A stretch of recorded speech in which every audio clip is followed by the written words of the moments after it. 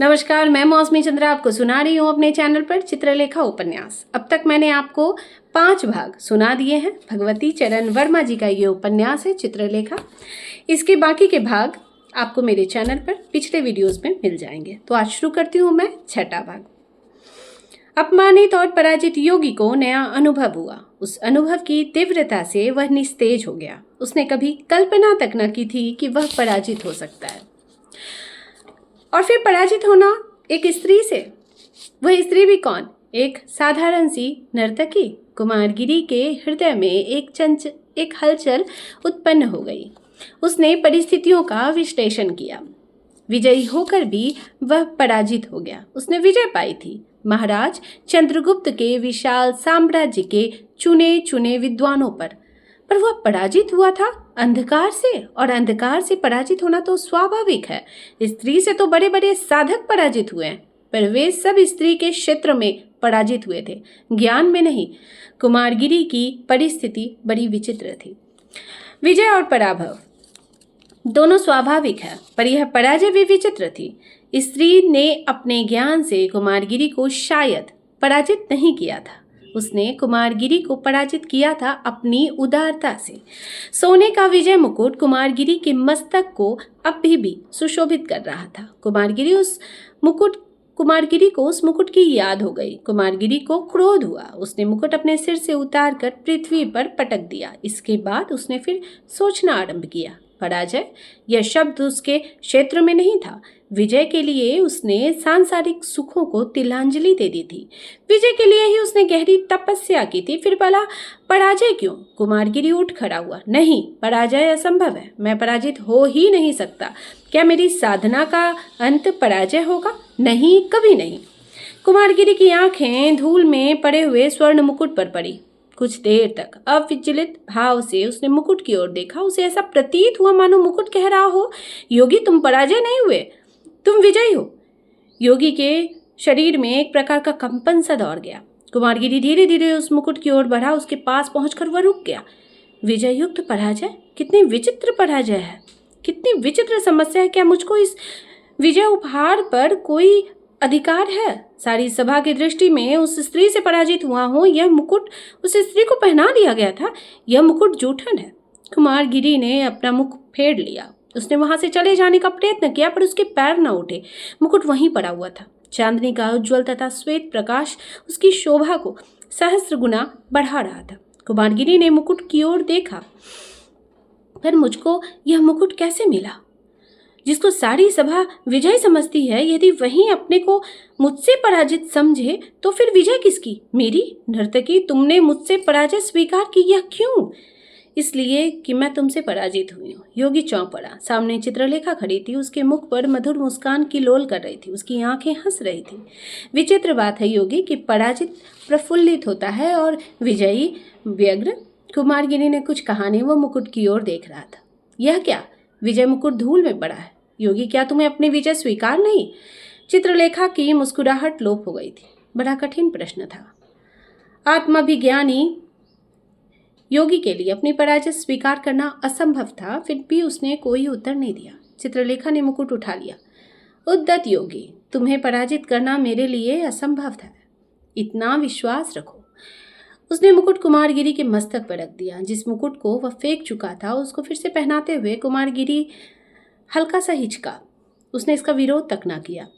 इस समय कुमारगिरी ने नेत्र बंद कर लिए थे और कुछ सोच रहा था। योगी, क्या सोच रहे हो? इस बार कुमारगिरी ने अपने नेत्र खोले। नर्तकी चित्रलेखा, तुम समझती हो कि तुमने मुझे पराजित किया है, इसलिए तुम बार बार मेरा अपमान कर रही हो, पर तुम्हारी यह चेष्टा तथा धारणा व्यर्थ है। योगी संसार छोड़ चुका है। मानापमान से उसको कोई संबंध नहीं रहा। फिर तुम ये सब व्यर्थ क्यों कर रही हो? चित्रलेखा ने शांत भाव से उत्तर दिया।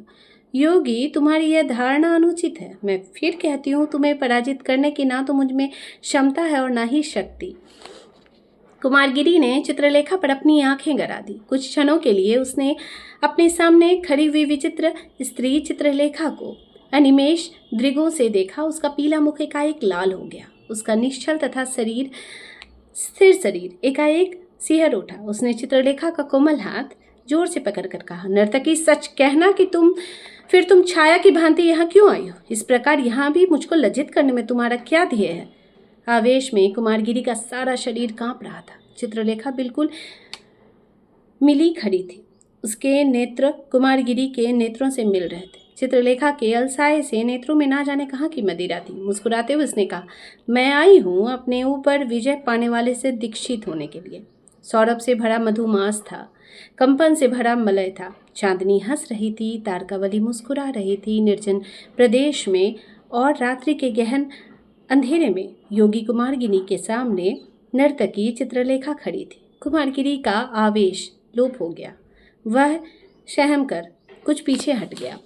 दबी हुई जवान से उसने कहा, सुंदरी, मुझसे दीक्षित होने के अर्थ पर भी तुमने कभी विचार किया है? चित्रलेखा हंस पड़ी। उसकी हंसी का माधुर्य विचित्र था। उसमें सजीव सौंदर्य से भरा संगीत था। हाँ, एक बार नहीं अनेक बार। कुमारगिरी ने असाधारण सुंदरी चित्रलेखा से अपनी आंखें हटा ली। नहीं, तुम मेरा प्रयोजन नहीं समझी। मेरी दीक्षा के अर्थ हैं संसार के समस्त भोग विलास तथा वासनाओं को सदा के लिए तिलांजलि दे देना। जिस अकर्मण्यता से तुम घृणा करते हो, उसी अकर्मण्यता को अपनाना। जिस शुष्क साधना की तुम हंसी उड़ाती हो, उसी शुष्क साधना में अपने कोमल शरीर को तापना। चित्रलेखा मौन थी। वह कुछ सोच रही थी कि क्या उत्तर दें। नर्तकी होते हुए भी, दर्शन के विकृत सिद्धांतों की दासी होते हुए भी चित्रलेखा को झूठ बोलने का अभ्यास न था। उसकी आत्मा का उत्तर था नहीं। उसके हृदय की प्रेरणा थी हाँ। हृदय ने विजय पाई। उसने चित्रलेखा को जीवन का सबसे बड़ा झूठ बोलने को बाध्य किया। योगी, इन सब के लिए तैयार होकर आई हूँ।